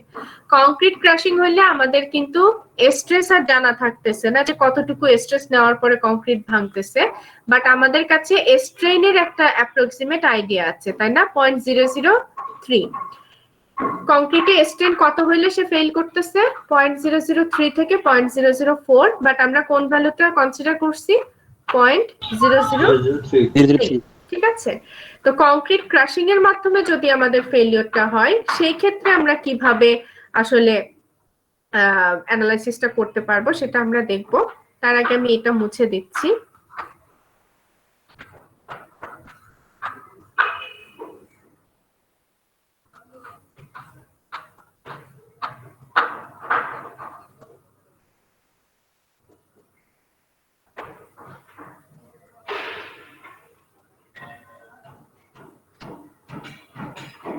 আচ্ছা, এটার জন্য কংক্রিট ক্রাশিং এর জন্য যে পার্টটা আমি আলোচনা করব, সবাই একটু খেয়াল করো। যদি এই যে এখানে প্রথমে যে কথাগুলো আমি এখানে যে পার্টটা দিয়েছি এটা তোমাদের বই থেকেই আর কি কেটে নেওয়া, যে যখন আমাদের কংক্রিটে আলটিমেট স্ট্রেনটা থাকবে হচ্ছে 0.003, তখন হচ্ছে আমাদের কংক্রিট ক্রাশিং এর মাধ্যমে ফেলিওরটা আসবে। এবং সেই ক্ষেত্রে একটা জিনিস খেয়াল করে দেখো, যে আমি যে গ্রাফটা দেখিয়েছিলাম এই গ্রাফটা একটু খেয়াল করো।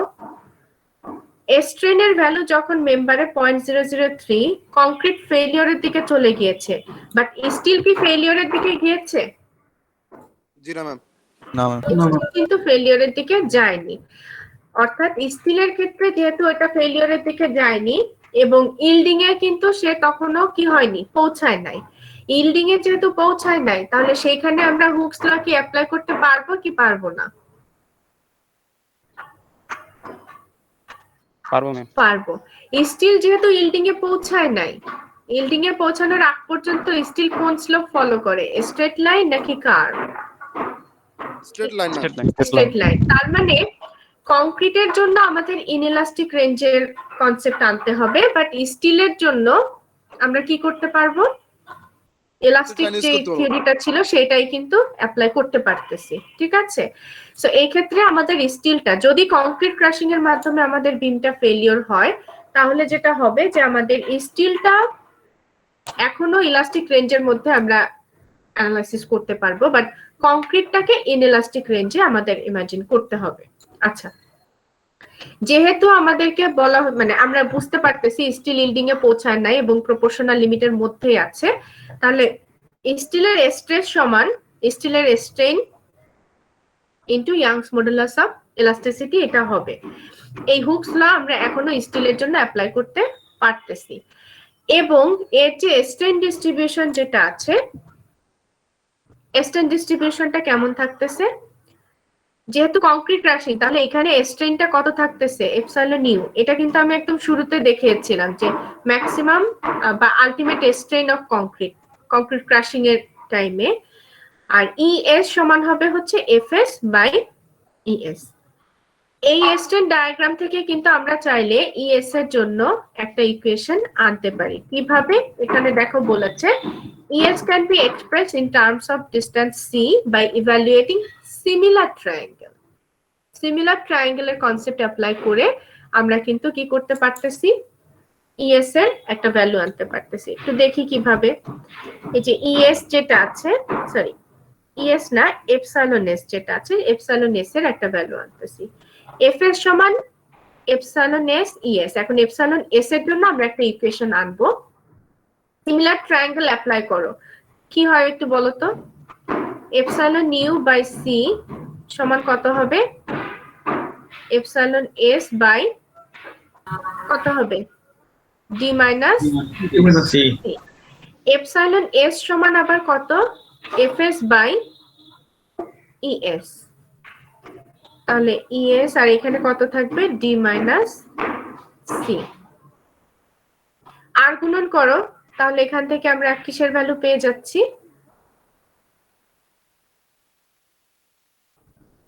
হ্যালো জি ম্যাম। এখান থেকে যদি আর গুণন করো, আচ্ছা এখানে আমার একটা লাইনের মতো চলে এসেছে, একটা স্ট্রেট লাইনের মতো চলে এসেছে। এফএস সমান কত হবে এখান থেকে একটু তোমরা বলো, আমি লিখি। এফএস সমান কত হবে, এপসাইলন নিউ ইনটু কত, ES into D minus C divided D minus C. Epsilon U into ES into D minus C, আর বাই কত থাকবে, D minus C. D minus C কেন, বাই থাকবে শুধু সি। এফএস টাকে রাখতেছি, বাকিটা এই পাশে নিয়ে যাচ্ছি। জি ম্যাম, জি ম্যাম। ঠিক আছে, তাহলে দেখো এই যে এফএস এর যে ভ্যালুটা পেয়েছো, epsilon nu into ES times হচ্ছে D minus C by C, এই এফএস এর ভ্যালুটাই এই ইকুয়েশনে দিয়ে দিব। এফএস এর যে ভ্যালু পেয়েছি, ওইটা যেটা পেয়েছি সেই ভ্যালুটা এখানে নিয়ে আসলাম। এই যে সেম ইকুয়েশন আমি যেটা মাত্র দেখিয়েছি, সেই ভ্যালুটাই ওরা এখানে ডিরেক্টলি দিয়ে দিয়েছে। আমি একটু ডিটেইলে দেখাইলাম কারণ দেখো খুব সিম্পল, সিমিলার ট্রায়াঙ্গেল দিয়ে ইকুয়েশনটা আনছে, বাট ওরা দেখায়নি, আমি তোমাদের ডায়াগ্রামে ওটা দেখালাম। আর এফএস এর ভ্যালুটাকে তুমি যদি এই সাইডে যেটা পেয়েছো সেটা একটু নোট করো, এবং তারপরে হচ্ছে আমরা চলে যাব টি আর সি এর সমান ইকুয়েশন যেটা আছে সেখানে চলে যাচ্ছি। আমাদের টোটাল সি সমান কত হবে, টোটাল টি। একটা কাজ করো তোমরা 3.22 এর উপরে এই সি সমান টি এই কথাটা লিখে রাখো, তাহলে যেটা হবে যে ইকুয়েশনটা পরে বুঝতে পারবে। টি সমান আবার হচ্ছে এএস এফএস। এখন কিন্তু এফওয়াই দিচ্ছি না, কেন বলো তো? তো কনক্রিট ক্রাশিং হচ্ছে সেটা। কংক্রিট ক্রাশিং হচ্ছে, তার মানে এফ এর এফএস যেটা আছে সেটা এফওয়াই এখন হচ্ছে না। এখন এএস টা সেম থাকতেছে। এফএস এর জন্য তোমরা মাত্র যে ইকুয়েশনটা জেনারেট করেছো সেটা জাস্ট এই সাইডে বসিয়ে দাও। আর বাদিকে থাকতেছে সি সমান যেটা, এটা অলরেডি কিন্তু আমরা আগে জেনারেট করে রেখেছি, alpha F prime C BC. এই পুরা ইকুয়েশনের মধ্যে খেয়াল করে দেখো, আলফা ভ্যালু একটা fix value, A prime C যদি জানি, A prime C BC AS এই সব ভ্যালুগুলো কিন্তু আমাদের মোটামুটি কি জানা। ডিটা কি ইফেক্টিভ ডেপথ, ইএস টা কি ফিক্স একটা ভ্যালু না? হ্যালো, জি ম্যাম। আবার এপসাইলন ইউ যেটা, এটাও কত হবে? 0.003। তাহলে পুরা ইকুয়েশনের মধ্যে একমাত্র আননোন কোনটা থাকতেছে? যে কোনো একটা পার্টিকুলার বিমে যদি তুমি ম্যাটেরিয়াল প্রপার্টিজ জানো এবং ক্রস সেকশন জানো, তাহলে সেই ক্ষেত্রে শুধুমাত্র আননোন থাকতেছে হচ্ছে ছোট সিটা। ছোট সি বলতে হচ্ছে কোনটা? নিউট্রাল এক্সিসের ডিসটেন্সটা। সো নিউট্রাল এক্সিসের ডিসটেন্সের জন্য তোমরা কিন্তু এখান থেকে কি পেয়ে যাচ্ছ? একটা কোয়াড্রেটিক ইকুয়েশন পেয়ে যাচ্ছ। এই ইকুয়েশনে সব নেসেসারি ডেটা ইনপুট দিলে তুমি নিউট্রাল এক্সিসের ডিসটেন্স পেয়ে যাবা। আর নিউট্রাল এক্সিসের ডিসটেন্স পেয়ে গেলে বিটা সি যেটা, সেই ভ্যালুটা পাবো না, অর্থাৎ মোমেন্ট আর্ম তখন আমাদের কি হয়ে যাবে? নোন থাকবে নাকি আননোন থাকবে? নোন হয়ে যাবে। ঠিক আছে, এখন দেখো সি এর জন্য এই যে আমি বললাম যে সবগুলা ভ্যালু, এই দুই সাইডে সবগুলা ভ্যালু ইনপুট দেওয়ার পরে একদম ছোট একটা ইকুয়েশন ওরা দিয়ে দিয়েছে, সেটা হচ্ছে যে সি সমান হচ্ছে এপসাইলন ইউ, মানে ওই ইকুয়েশনটাকে ধরো সলভ করে এভাবে দিয়ে দিয়েছে। এখানে তোমার আরো কম ভ্যালু ইনপুট দিতে হচ্ছে। এই ভ্যালুটা কত হবে? 0.00 কত? 3। এপসাইলন ইউ এটাও কত হবে? 0.003। আর এপসাইলন ওয়াই যেটা আছে এটা কত হবে? এফওয়াই বাই কত? ইএস। আর ডি ভ্যালু কোনটা? ডি ভ্যালু কোনো স্পেসিফিক ভ্যালু নেই, বাট আমরা কোথা থেকে পাবো? Hello, ma'am effective Hello? দেখতে পাবো, ইফেক্টিভ ডেপথ। Effective depth. আচ্ছা, এখন দেখো এইখানে যদি তুমি এমন হয় যে এপসাইলন ওয়াই যেটা দিচ্ছ তার মানে হচ্ছে ইল্ডিংটা কনসিডার করতেছো, তার মানে হচ্ছে যে তোমার এখানে কংক্রিট ক্রাশিংটাও কনসিডার করতেছো, স্টিল ইল্ডিংটাও কনসিডার করতেছো। দুইটা যদি একই সাথে কনসিডার করো তাহলে তুমি যে রিনফোর্সমেন্ট রেশিওটা পাবে, বা হচ্ছে যে ইকুয়েশন একটু আগে যেটা ছিল 3.16 যেটা ছিল এই যে এখানে টি সমান সি, এই জায়গাটায় তুমি যদি এস সমান আবার কত রো বিডি বসিয়ে দাও এবং তারপরে এখানে ছোট সি যেটা আছে, ছোট সি এর ভ্যালু যদি এখানে যে ইকুয়েশনটা দেওয়া হয়েছে এটা যদি বসাও, যে epsilon U by epsilon U plus epsilon Y, এটা যদি বসিয়ে দাও তাহলে কারেসপন্ডিং যে রিনফোর্সমেন্ট রেশিওটা তুমি পাচ্ছ সেটা হচ্ছে balance reinforcement ratio. Balance reinforcement ratio আমি যদি কথায় বোঝাইতে চাই তাহলে হচ্ছে এমন একটা ইমাজিনারি স্টেট তুমি কনসিডার করতেছো যেখানে স্টিলের ইল্ডিংটা শুরু হয়েছে যে লোডের কারণে, একই লোডের কারণে কংক্রিটের ক্রাশিংটাও শুরু হয়েছে। এটা যদিও আমাদের হচ্ছে না, সম্ভব হচ্ছে না ইন রিয়েলে, বাট আমরা একটা ইমাজিনারি স্টেট ধরে নিচ্ছি যেখানে স্টিলের ইল্ডিংও শুরু হয়েছে, কংক্রিটের ক্রাশিংও শুরু হয়েছে একই সমান লোডের রেসপেক্টে। এবং সেই কনসেপ্ট যদি তুমি অ্যাপ্লাই করো তাহলে তুমি যে রিনফোর্সমেন্ট রেশিওটা পাচ্ছ সেটাকে তোমাকে কনসিডার করতে হবে অ্যাজ ব্যালেন্স রিনফোর্সমেন্ট রেশিও, যেটাকে রিপ্রেজেন্ট করা হয় হচ্ছে রবি দিয়ে। এখন রবি এর ইকুয়েশনটা হচ্ছে ওই যে 3.16 এ এই জায়গাটায় এএসএফএস সমান হচ্ছে যে ভ্যালুটা রবি ডি এফ ওয়াই যদি বসিয়ে দাও, এবং এএসএফএস সমান আবার কত?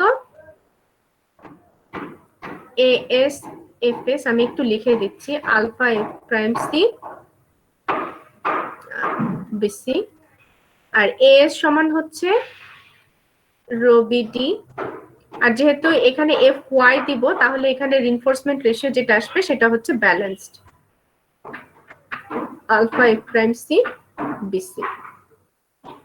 এবং এখান থেকে রবি যদি তুমি রাখো তাহলে এদিকে কি কি চলে যাচ্ছে, বি আর বি দুই সাইড থেকে কেটে যাচ্ছে, থাকতেছে alpha F prime C by FY, আর এই জায়গাটায় কি থাকতেছে ডি, আর এইদিকে থাকতেছে হচ্ছে সি। তার মানে হচ্ছে ডি আর এদিকে হচ্ছে সি, ছোট সি। আবার ছোট সি সমান আমরা এখানে পেয়েছি এটা সমান যেটা আছে alpha F prime C epsilon nu by epsilon nu plus epsilon Y times D by থাকতেছে FY ডি। ডি আর ডি কি হবে, কাটাকাটি চলে যাচ্ছে, তাহলে ফাইনালি থাকবে কি alpha F prime C by FY epsilon nu by epsilon nu plus epsilon Y। এই হচ্ছে সেই ব্যালেন্স রিনফোর্সমেন্ট রেশিও যাকে তুমি অ্যাকচুয়াল রিনফোর্সমেন্ট রেশিওর সাথে চেক করে ডিসাইড করতে পারবা তোমার বিমটা স্টিলে ক্রাশ করবে, স্টিলে ইল্ড করবে নাকি কংক্রিটে ক্রাশ করবে। এই ইমাজিনারি স্টেটটা হচ্ছে সেই টার্নিং পয়েন্টটা। তোমাদের অ্যাকচুয়াল রিনফোর্সমেন্ট রেশিও কত হবে বলেছিলাম,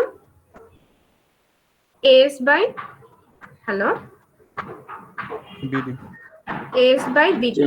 এটা দিয়ে তুমি একটা ভ্যালু পাচ্ছ, আর এই রবির ফর্মুলা দিয়ে তুমি একটা ভ্যালু পাচ্ছ। যদি এমন হয় রোর ভ্যালুটা ইজ লেস দ্যান রবি, তাহলে ফেলিওরটা কিসে হবে, তুমি যে স্টিল রেশিও প্রোভাইড করেছো সেটা ব্যালেন্স রিনফোর্সমেন্ট রেশিও থেকে কম, তার মানে স্টিল ইল্ডিং এর জন্য যে রিনফোর্সমেন্ট রেশিও দরকার ছিল তুমি তার থেকে কম দিয়েছো, তাহলে এখানে ফেলিওর কিসে হবে, স্টিলে হবে নাকি কংক্রিটে হবে? স্টিলে। ম্যাম বুঝি না এটা ম্যাম। দেখো ব্যালেন্স রিনফোর্সমেন্ট রেশিও হচ্ছে এমন একটা রিনফোর্সমেন্ট রেশিও যেটা তুমি কনসিডার করতেছো যে স্টিলের ইল্ডিং ও অকার করতেছে, কংক্রিট ও ক্র্যাশিং অকার করতেছে ওই সেম অ্যামাউন্টের লোডে। এখন ব্যালেন্স রিনফোর্সমেন্ট রেশিওতে তুমি যে রিনফোর্সমেন্টটা দিচ্ছ সেটাতে হচ্ছে স্টিলটা ইল্ড করতেছে। এখন যদি এমন হয় তুমি অ্যাকচুয়াল যে রিনফোর্সমেন্ট রেশিওটা দিয়েছো সেটা এই স্টিল রিনফোর্সমেন্ট রেশিও থেকেও ছোট, তাহলে ফেলিওর কিসে হবে, ইল্ডিং এ হবে নাকি ক্রাশিং এ হবে? বিল্ডিং এ। এক্স্যাক্টলি ইল্ডিং এ হবে। আর যদি এমন হয় তুমি যে রিনফোর্সমেন্ট রেশিও দিয়েছো সেটা এই ইল্ডিং এর জন্য যে রিনফোর্সমেন্ট রেশিও দরকার ছিল তার থেকে বেশি, তাহলে ফেলিওর কিসে হবে, কংক্রিট ক্র্যাশিং এ। তার মানে এটা হচ্ছে তোমাদের মানে পরবর্তীতে যখন তোমরা এক্সাম্পল করবা সবচেয়ে মোস্ট ইম্পর্টেন্ট পয়েন্ট, প্রথমে যে ডিসাইড করতে হবে না যে তোমার বিমটা আসলে কিসে ক্র্যাশ করতে পারে, তো তার জন্য তোমাকে এই টেস্টটা করতে হবে যে ব্যালেন্স রিনফোর্সমেন্ট রেশিওটা আগে বের করতে হবে, তাকে তুমি তোমার অ্যাকচুয়াল রিনফোর্সমেন্ট রেশিও দিয়ে কম্পেয়ার করে একটা সাইড তুমি আনতে পারবা। আর যদি দেখো যে ইল্ডিং এর মাধ্যমে হচ্ছে তাহলে অ্যানালাইসিস কোন প্রসেসে হবে, এই প্রসেসে, ঠিক আছে। আর যদি দেখো কংক্রিট ক্রাশিং এর মাধ্যমে হচ্ছে তখন কোন প্রসেসে যেতে হবে, এই যে সেকেন্ড যে পার্টটা দেখিয়েছিলাম এটার সাহায্যে, ঠিক আছে। তাহলে আমাদের যখনই কোন একটা বিমের জন্য তোমরা যখন পরবর্তীতে নিজেরা অ্যানালাইসিস করবা সেটা কোন কিসে ফেল করতে পারে, পসিবলি কিসে ফেল করতে পারে, এবং যদি করে সেই ক্ষেত্রে কতটুকু লোডে বা কতটুকু মোমেন্টে সেটা ফেল করবে, এইটা কি এখন আমরা বের করতে পারবো না?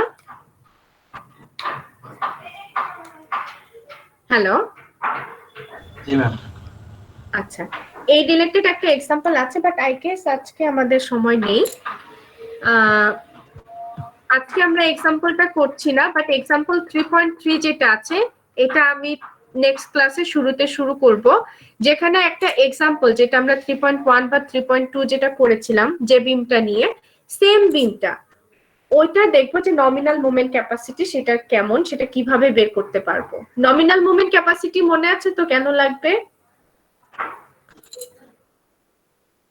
নমিনাল মোমেন্ট ক্যাপাসিটি কেন লাগে? ডিজাইন মোমেন্ট ক্যাপাসিটি যদি বের করতে চাই নমিনালকে ফাই দিয়ে গুণ করলেই পেয়ে যাব, তাই না?